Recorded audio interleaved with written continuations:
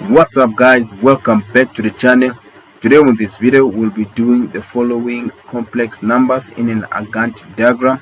So we have a question underneath here which require us to draw this complex number in an Argand diagram and also calculate the modulus and the argument of the very same complex number that we see here.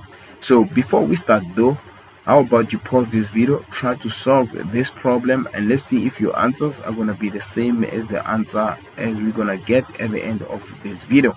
Now before I start doing this problem, I just like to say thank you very much guys for watching, subscribing, commenting, and not forgetting those who like and share the videos. If you haven't subscribed to the channel, subscribe to the channel, and also don't forget to hit the bell notification because I've made lots and lots of videos, so you want to be updated or notified when I upload a video. So let's start. Let's look at this complex number here. Before we do anything else, look at our complex number. It has I to the power of 6 minus 3 multiplied by I to the power of 9. Obviously these imaginary numbers that you see here, they need to be simplified, so I'm just going to rewrite it here so that we can able to simplify this complex number. All right, so let's do it. So let's look at this complex number here guys.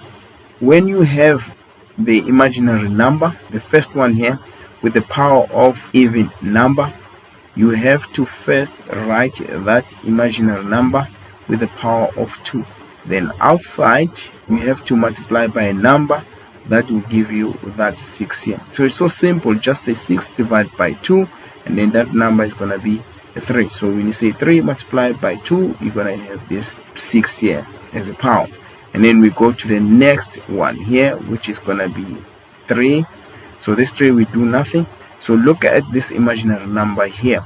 This imaginary number is the power of an odd number. So when it's like this, again you just have to separate here. So you're just going to have first imaginary number multiplied by an even imaginary number. If we put to the power of 8 here, these two imaginary numbers, when you multiply them, they're going to give you the power of 9. Let me just remind you, if you say 8 to the power of n multiplied by 8 to the power of m, you're going to have 8 to the power of n plus m.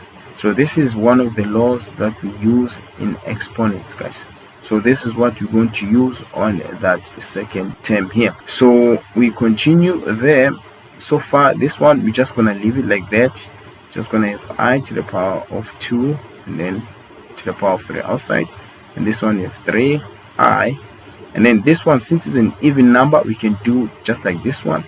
We first have I to the power of 2, and then outside we're gonna have a number that we multiply by 2 is gonna give us 8, which is 4. Or you can say 8 divided by 2, you have 4. So the reason why we change these imaginary numbers to have the power of 2 is because we know that I to the power of 2 is equaling to -1. I've made a video guys explaining this. Just in case you don't know, you can go to the description, go and watch that video, and also that video will pop up on your top right of this video. All right, let's continue. So we have already established that when we have I to the power of 2 is -1, so we're just going to substitute this with -1 to the power of 3. All right, multiply by 3i, because this one is just I, and then so we're gonna have I to the power of 2, which is the same as -1 to the power of 4. So if you use a calculator, the first term here we're gonna have -1, and then the second term, which is gonna be -3i multiplied by -1 to the power of 4, which is gonna give us -3i. So this here now looks like the normal complex number with the real number and imaginary number there. But then it's time for us to draw the Argand diagram. I hope you managed to understand this part here. So when you draw the Argand diagram, you need to recognize that the real part of this complex number is x and the imaginary part is y. So let's draw our Argand diagram. First of all, we need to draw our Cartesian plane.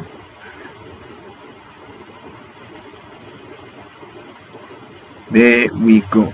So we know that our y-axis is our imaginary number and our x-axis is our real number. Now this is going to be the positive side and that is going to be the positive side. This side is negative and underneath here it's also negative. So this is our origin. So let's look at our complex number after we've just simplified it. So the real number is -1. When you look at our Cartesian plane, the -1 is on the left hand side of the Cartesian plane. So we can write this as -1. There we go. And then when you look at our imaginary number, we have -3, which is underneath. Then underneath it's negative part of imaginary number. So we can say this one here, it's -3. So from here you draw a line. You might take a ruler and draw a line which is perpendicular to the x-axis, and then here we also draw the line which is also perpendicular to the y-axis. Wherever these lines meet, this is your point there. So from the origin you draw the line that connects the point. Now as you can see, this here is your Argand diagram. Now look, this is a 90 degrees right angle triangle. So our theta is gonna be here, which is gonna be our argument, and our radius is gonna be our modulus. Now guys, it's time for us to calculate this too. So rather start with modulus because it's so simple. Radius and modulus are the same when it comes to calculations. Remember, the modulus is the radius of this right angle triangle. So we're gonna use Pythagoras theorem to calculate the modulus. So we're just gonna say r squared is equal to x squared plus y squared. So all you have to do is to make r substitute the formula. So we can say square root of x squared plus y squared. Now we start substituting. Now let's look at our complex number there. What is our x on our complex number? Our x is going to be -1, so it's going to be -1 squared, and then our y is going to be -3, so we say plus and then open bracket -3 then squared. So when you use your calculator here, this is going to be square root of 10. Rather leave it like this, guys, because it's simpler this way. So this is actually our modulus as well. So remember, r is equal to modulus. Now that we managed to find our modulus, how about we find our theta, which in this case is our argument. So let's do it. So rather use tan, because tan theta is going to use the value that is given to us here on our complex number. Right, so we know that tan theta is going to be opposite over adjacent. Just in case you want to use other trigonometric ratio, it's fine, you can use them, but this one I find it easier. Tan is way much easier. But anyway, let's continue. So if we say tan theta, so theta is this one. What is the opposite of this theta? So it's going to be imaginary number. What is our imaginary number? It's going to be -3 divided by a real number, which is the adjacent, which is going to be -1. So we can say theta is equal to arc tan, and then this is more like 3.